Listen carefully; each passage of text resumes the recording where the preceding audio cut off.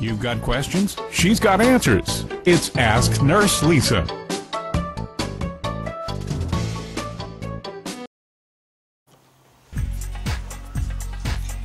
Hey, it's Nurse Lisa here. Thanks for dropping by the office.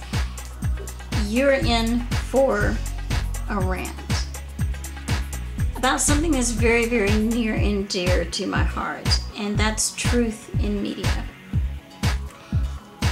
I've been a member on and off of media since 1998 here in the Dallas-Fort Worth area.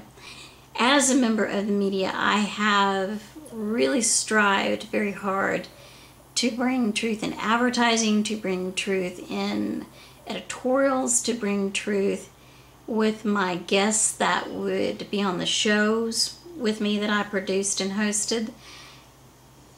And I want to bring to your attention something that I found very, very troubling. I was having a very nice, quiet evening. Got a magazine, Good Housekeeping, which is a leading women's publication here in the United States and is read probably throughout the world. There was an article in this magazine called Sex Ed and the Internet. Well, no one has to tell you that the Internet is a mixed bag of advice, information, some of it good, some of it bad, and most people with half a brain know that. But Good Housekeeping has always been seemingly careful and pretty straightforward in their fare in their magazine. I'm sure that over the years things have changed and it's gotten a little bit edgier. It's not just recipes anymore. Let's talk about an article, Sex Ed and the Internet, here in the April issue with Valerie Bertinelli on the cover. We're going to talk about this cover as soon as I get finished with this rant, because that's going to be rant number 2. In this article, Sex Ed and the Internet, the magazine basically puts down some pretty standard medical websites and then gives kudos to Planned Parenthood's website. But there have been too many documentaries, too many exposés, too many articles written about some of the practices of that organization for me as a nurse to feel comfortable with telling someone to go to that website to get information. At my age, I live by an old standby rule: follow the money. The organization of Planned Parenthood does not make money being philanthropic. It makes money performing procedures. Therefore, I would not, in good conscience, send a young person or anyone to learn sex ed from an organization who makes its profit in that manner. Now, before you say, well, Lisa, you're just being biased because of your views on the procedure, your views on life, your views on pregnancy, and even your religious beliefs. And I'm here to tell you categorically that that is not true. The procedure is legal in this country, and it's also legal in other countries. Regardless of how I feel about that, the procedure is legal. But to categorically tell young men and women to stay away from trusted medical sites such as WebMD, for example. Sex ed belongs with the patient, the doctor of that patient, And it really belongs in the family.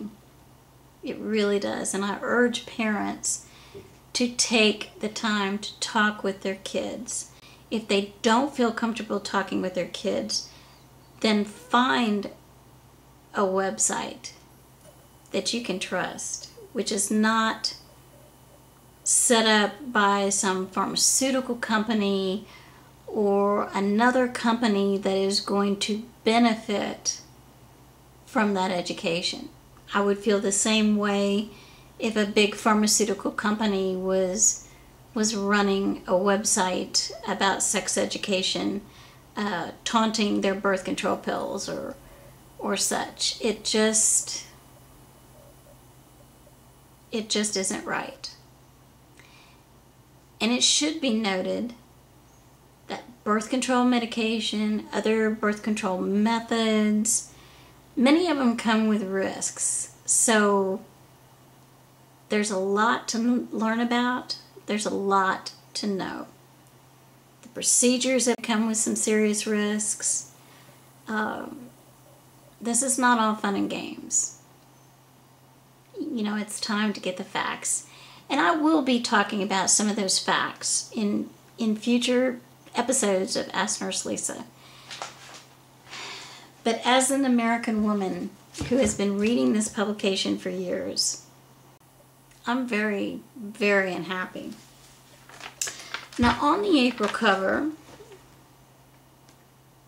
is the beautiful and talented Valerie Bertinelli. And in the middle of the cover, right here under here, says, "Can you believe she's 50?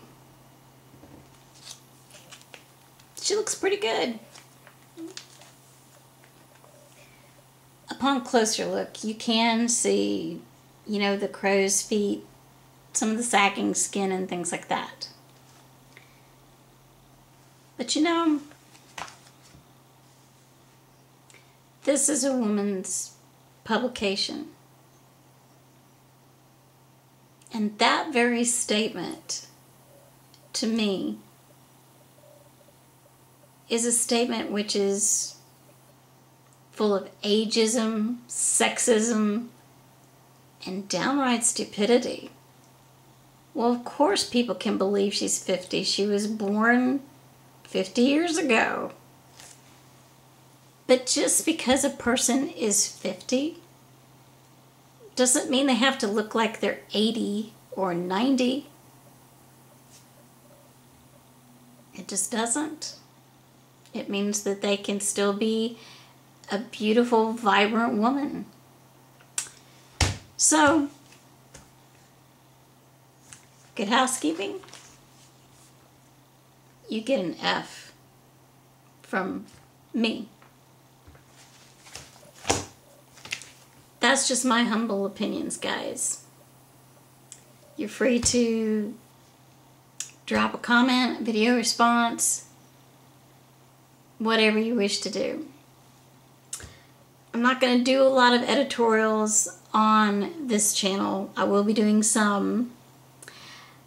Mostly we're going to stick to interviews and viewer response questions and things of that nature, things that the viewers want to know about.